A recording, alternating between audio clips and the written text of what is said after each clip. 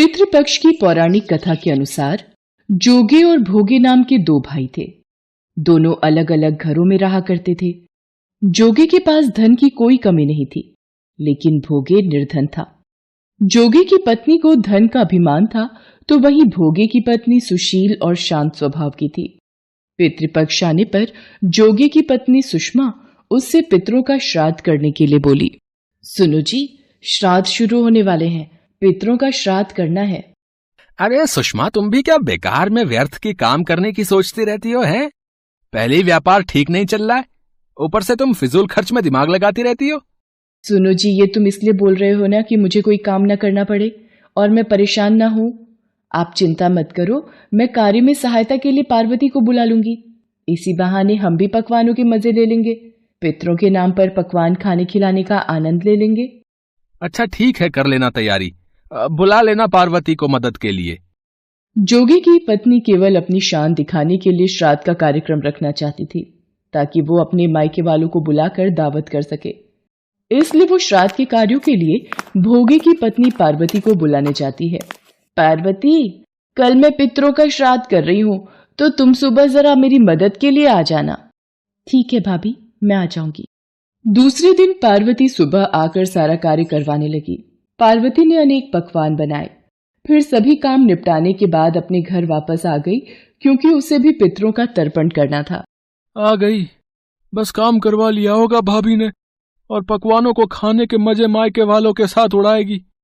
कोई बात नहीं जी, और फिर मैंने भाभी की मदद पितरों के लिए भोजन बनाने में की है, इससे मुझे दिल से सुकून मिला है। पार्वती, मेरी गरीबी और बदनसीबी की वजह से हमारे घर में तो पितरों को खिलाने के लिए कुछ भी नहीं है। कोई बात नहीं, आप अगियारी देकर पितरों के समक्ष हाथ जोड़कर पूजा कर लो। हमारे पितृ श्रद्धा भाव के भूखे हैं, वो हमारी गरीबी के हालात देखकर समझ जाएंगे। जब पितर भूमि पर उतरे वे पहले जोगे के यहाँ गए। अरे, ये सुषमा तो अपने मायके वालों की खातिर में ही लगी हुई है, सिर्फ दिखावे के लिए ही श्राद्ध किया है शायद। जोगे को भी देखो, बिना हमें अर्पण किए सबको खाने और खिलाने में लग गया। ये देखकर मेरा मन बहुत दुखी है। सुषमा और जोगे के घर ये सब देखकर पितरी बहुत निराश हुए। उसके बाद सभी पितरी भोगे के यहाँ गए, तो देखते हैं कि पितरों के नाम पर केवल अगियारी दे दी गई है। हमारे गरीब बेटा बहू ने कितनी श्रद्धा भाव से पूजा की है और अग्यारी दी है। कोई बात नहीं, हम इस अग्यारी की राख ही चाट लेते हैं। हमारे बच्चों ने हमारे लिए मन से पूजा की है, और पार्वती ने तो सुषमा के घर भी पूरे पकवान बनाकर भलाई ही की है। पितर अगियारी की राख चाटते हैं और भूखे ही नदी के तट पर पहुंच जाते हैं। कुछ ही देर में सारे पितर अपने अपने यहाँ का श्राद्ध ग्रहण करके इकट्ठे हो जाते हैं। अरे, आज तो मेरी संतान ने भोजन खिलाकर तृप्त कर दिया। सारे पितर बताने लगे कि उनकी संतानों ने किस किस तरह से उनके लिए श्राद्धों के पकवान बनाए। जोगी भोगे के पितरों ने भी अपना सारा कुछ बताया।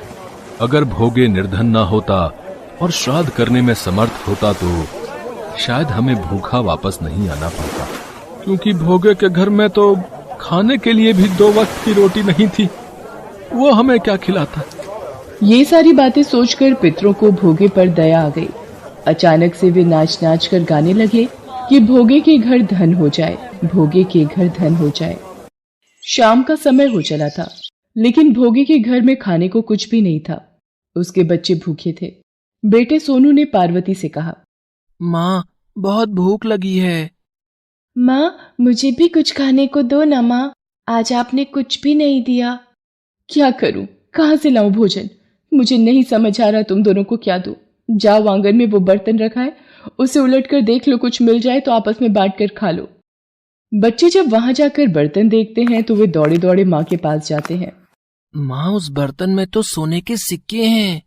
ये क्या बोल रहा है तू? माँ, भैया सच बोल रहे हैं, उस बर्तन में सोने के सिक्के भरे हुए हैं। पार्वती आंगन में आकर देखती है, बर्तन में सोने के सिक्के चमक रहे होते हैं। पार्वती के आश्चर्य का ठिकाना नहीं रहता। क्या हुआ पार्वती? अरे, ये सोने के सिक्के इस बर्तन में? पार्वती, ये तो भगवान का कोई चमत्कार है। सुनो जी, आज पितरों के आशीर्वाद से ये सब हुआ है। भगवान आप बहुत दयालु हो। इस तरह पितरों के आशीर्वाद से भोगे भी धन धान्य से परिपूर्ण हो जाता है, लेकिन वो इस बात का बिल्कुल अहंकार नहीं करता है और अगले बरस पूरी श्रद्धा के साथ भोगे और पार्वती अपने पितरों का श्राद्ध करते हैं। जेठ जेठानी को बुलाकर सम्मान के साथ सोने और चांदी के बर्तनों में भोजन कराते हैं। इससे उनके पितर बहुत प्रसन्न होते हैं। पितर बहुत दयालु होते हैं। संतान के द्वारा श्राद्ध कर्म और पिंडदान आदि करने पर उन्हें तृप्ति मिलती है और वे अपनी संतानों को धन धान्य और खुश रहने का आशीर्वाद देते हैं। यदि पितरों का श्राद्ध विधि पूर्वक किया जाए तो पितरों की कृपा सदैव परिवार पर बनी रहती है। ये कहानी है सुभद्रा की। सुभद्रा गांव में रहती है और उसका बेटा अखिल शहर में। वो वहां एक मल्टीनेशनल कंपनी में जॉब करता है। सुभद्रा का बेटा अखिल अचानक से शहर से उससे मिलने गांव आया था। बेटे को देखकर वो बहुत खुश हुई और फिर से वही शिकायतें उसकी शुरू हो गई जो हर माँ की होती हैं। कैसी शक्ल बनाकर रखी है तूने, कितना दुबला हो गया रे तू। अरे खाना पीना ठीक से खाता नहीं है क्या? बहुत काम करवाते हैं क्या ऑफिस वाले? अरे माँ कहाँ दुबला हुआ हूँ, वैसा ही तो हूँ। पता नहीं यार माँ की आंख ऐसी क्यों होती है, उसे अपना बच्चा दुबला ही दिखता है। तुझसे तो बोलना ही बेकार है। सुन, तू हाथ मुंह धो ले, मैं तेरे लिए आलू के पराठे बनाकर लाती हूँ। सुभद्रा रसोई में जाने लगी तो अखिल ने अपनी माँ का हाथ पकड़कर उसे सोफे पर बिठा लिया और कहा, अरे माँ ये सब छोड़, मुझे तुमसे कुछ बहुत जरूरी बात करनी है।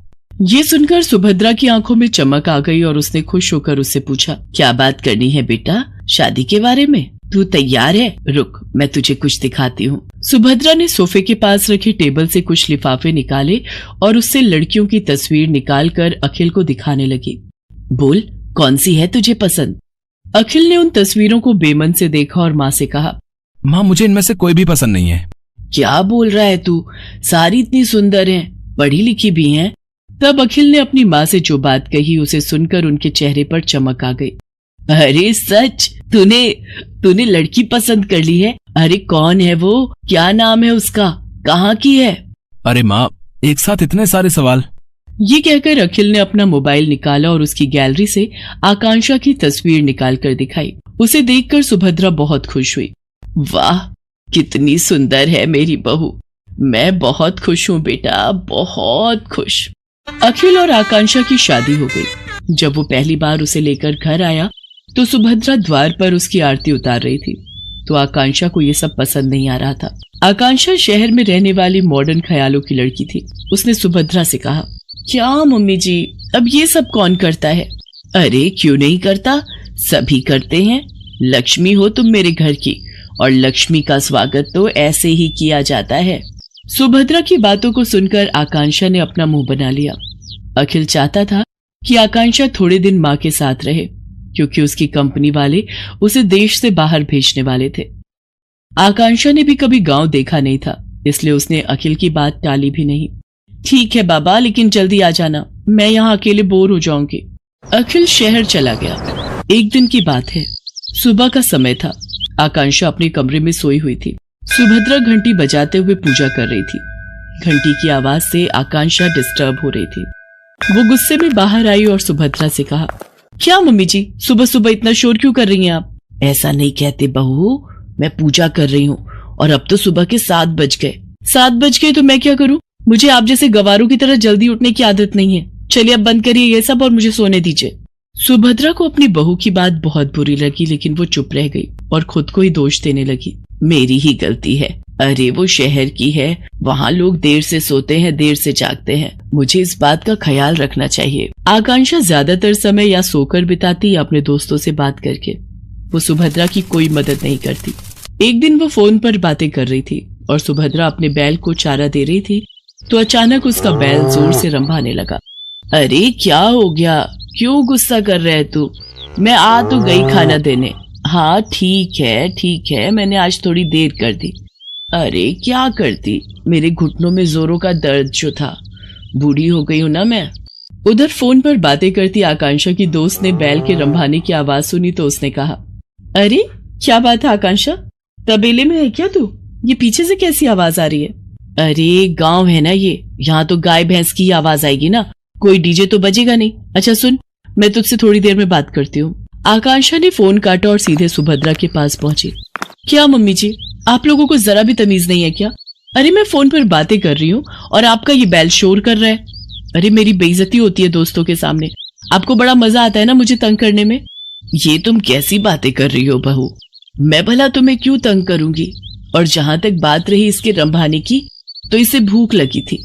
अब ये बेचारा हमारी तरह खाना तो मांग नहीं सकता, जानवर है ना। ये जानवर है, आप तो नहीं। कान खोलकर सुन लीजिए, जब मैं अपने दोस्तों से बात करूं तो इसे बाहर ले जाइए, नहीं तो मैं ये घर छोड़कर चली जाऊंगी।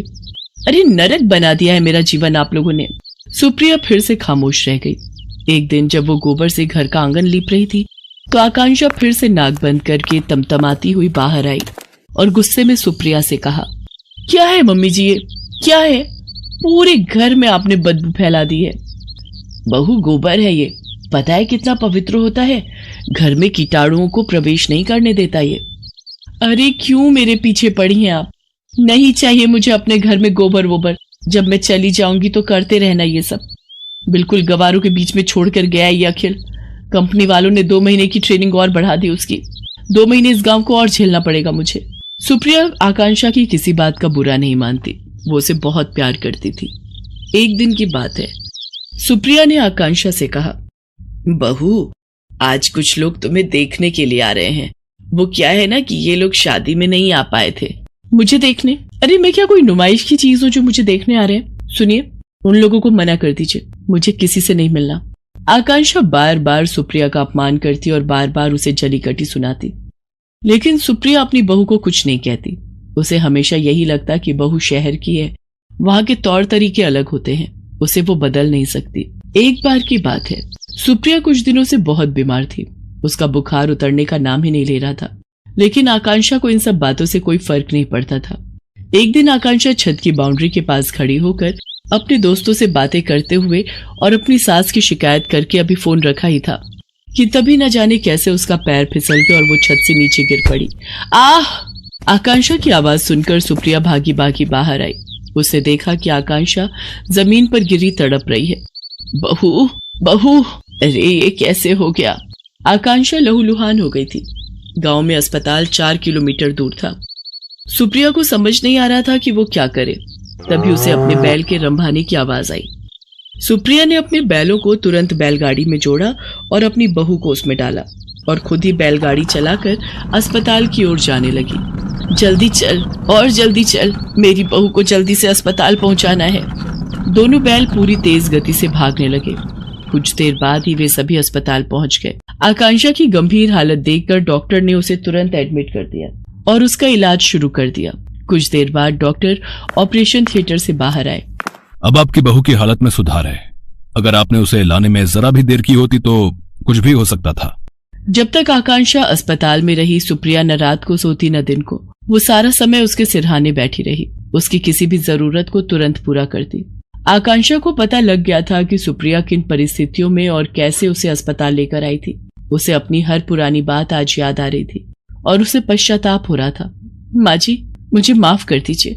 मैंने आपके साथ कितना बुरा किया, क्या नहीं कहा आपको, लेकिन आपने मेरी जान बचाने के लिए क्या कुछ नहीं किया। मेरी गलतियों के लिए माफ कर दीजिए। अरे कोई गलती नहीं की तूने, तू ठीक हो गई बहू, बस मेरे लिए यही सबसे बड़ी बात है। तभी आकांक्षा को बैल के रंभाने की आवाज आई। वो उस आवाज को सुनी रही थी तभी। पता है तू यहाँ बीमार है तो मेरे दोनों बैलों ने भी खाना पीना छोड़ दिया है। वो अस्पताल के बाहर ही खड़े रहते हैं। सच कहूँ तो वो ना होते तो पता नहीं मैं तुम्हें कैसे अस्पताल लेकर आती। सुप्रिया की बातों को सुनकर आकांक्षा की आंखों से झरझर कर आंसू निकलने लगे। वो बाहर निकली और बैलों को गले लगाकर उनसे भी माफी मांगी। आकांक्षा बदल गई थी। उसे गांव अच्छा लगने लगा था और सुप्रिया में तो उसकी जान बसने लगी थी।